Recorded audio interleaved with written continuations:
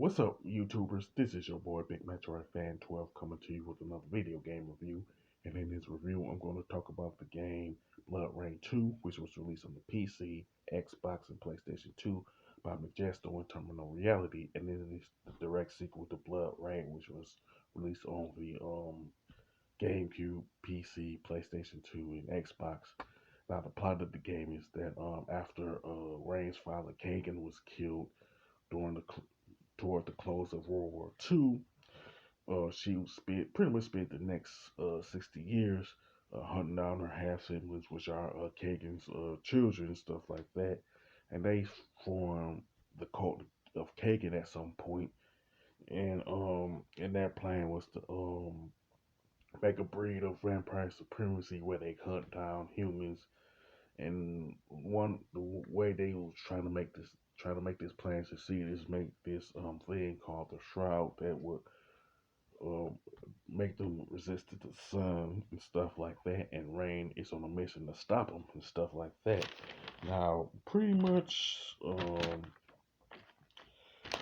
the game pretty much start in front of Dario Sarinsky's mansion, who and this guy happens to be one of her half brothers and stuff like that, where she's talking to Servin, you know what I'm saying, before she infiltrates the masquerade party at Dario's mansion and stuff like that. And pretty much the missions are the mansion, the meat packing district, of the Union Station sewers and wet works and stuff like that. And pretty much each mission is divided up into a certain number of sections. It's not the same number of sections for each mission, but this is all the places where Rain goes to stop them and find out what the Code of Caden, pretty much what the Code of Caden are up to and all that. Now, pretty much, Rain still uses her blades, and she also finds a, a couple of guns called the Dampier guns and everything. And with the Dampier guns, they pretty much use blood for ammo, and you can reload them by using this thing called the gun fatality and stuff like that and everything. And there's a couple of other fatalities too, called the kick fatality and the blade fatality. And all the fatalities do is like refills the blood rage meter and all that. Not to use, not excuse me, not to use a fatality, whether it's the blade, gun, or kick. All you need to do is get close enough to one of the enemies and press the button dedicated used for feeding. In this case, it's pretty much the triangle button on the PS2 version and stuff like that. Then you press another button that's designated for gun fatality or the blade fatality and all that.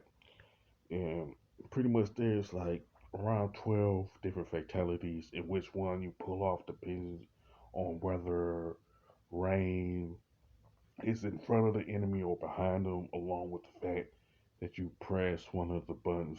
In the case of the PS2 version, is the you press the circle, X, or square button and all that.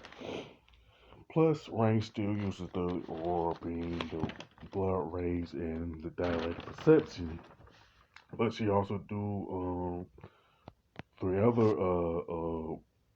powers and stuff that's connected to those three, which are the Super Speed, Ghost Feed, and Blood Fury. Now, the Blood Fury is pretty much an enhanced version of Blood Rage, where she moves faster and does more damage and stuff like that. With the Ghost Feed, there's pretty much like a ghost version of Rain, where if you're in a good enough position, you'll be able to send that ghost version of her out and feed on one of the enemies and stuff like that. Now the super speed is where Rain moves at a normal speed, and all the enemies are like pretty much moving slower than she is, and stuff like that. And Rain does different attacks and stuff like that, which I put in the following category. You got the basic attack, the jumps, the lock on, evasion, feed, the special moves and stuff like that.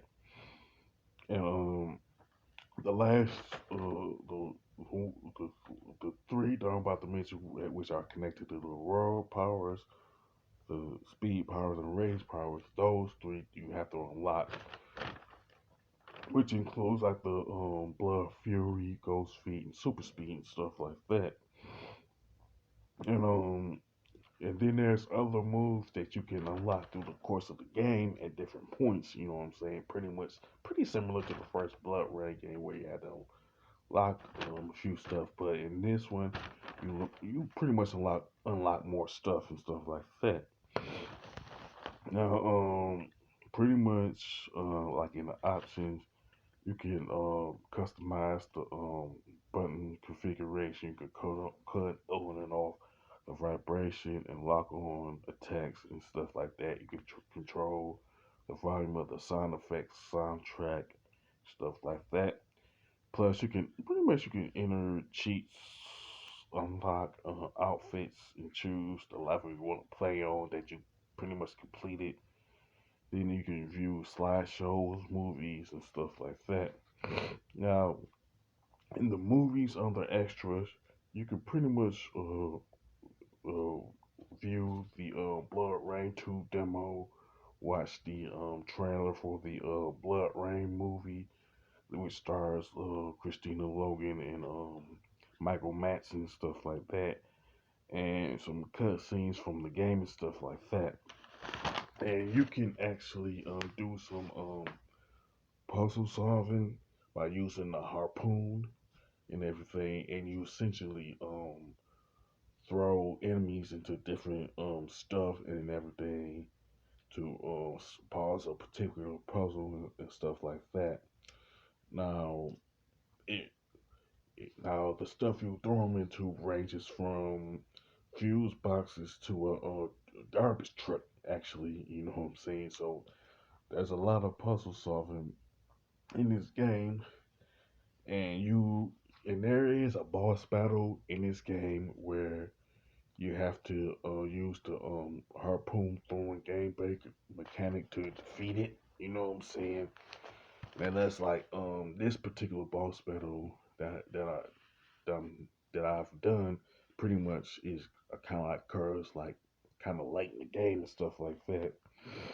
And you can use the harpoon to destroy objects and stuff like that, like yank down debris to fall on enemies and stuff like that, or make the harpoon pierce a like a gas tank to make it explode near enemies and stuff like that.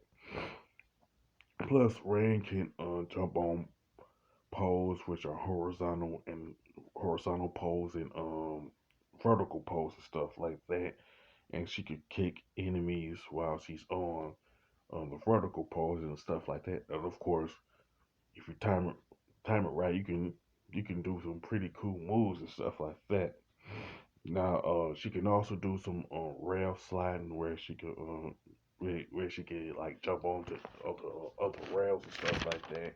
She can also use the guns and blades while on the rails and stuff like that.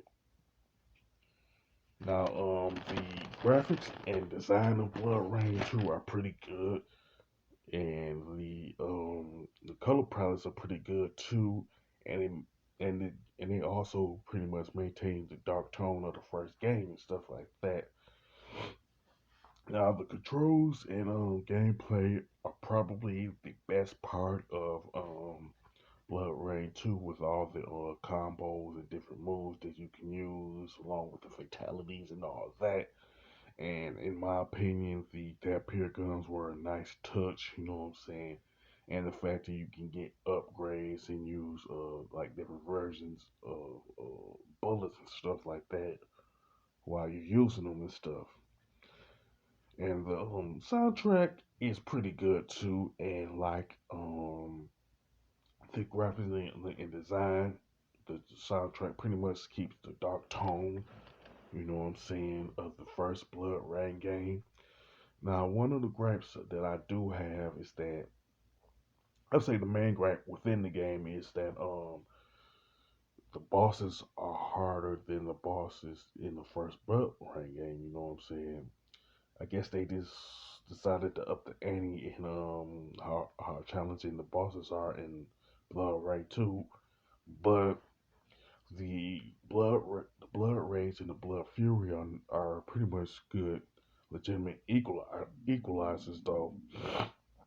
And the other gripe that I have is the fact that Bloodrayne 2 wasn't released on the GameCube for some reason. I don't understand why, because pretty much my thing is that people who GameCube owners who enjoyed the GameCube version of Bloodrayne would have enjoyed Bloodrayne 2 had this game was released on the GameCube. You know what I'm saying? Yes, I guess it just don't make any sense to me as to why Bloodrayne 2 wasn't released on the GameCube. You know what I'm saying? But outside of those two gripes, Bloodrayne 2 is a good game, you know what I'm saying, and it is a worthy sequel to Bloodrayne and all that. Now, with that being said, you can sound off in the comment section about Bloodrayne 2, you know what I'm saying, regardless of which version that you play, you know what I'm saying. But as far as the score, I definitely give it an 8 out of 10 because it is a pretty good game, you know what I'm saying. Wish it would have been a GameCube version of it, and the boss battles wouldn't have been should have been a little less of a headache. Still challenging though, but I like it. You know. With that being said, if you like this video, don't hesitate to click the thumbs up button. Don't forget to subscribe and hit that bell notification button. This is your boy Big Metro Fan 12 signing off.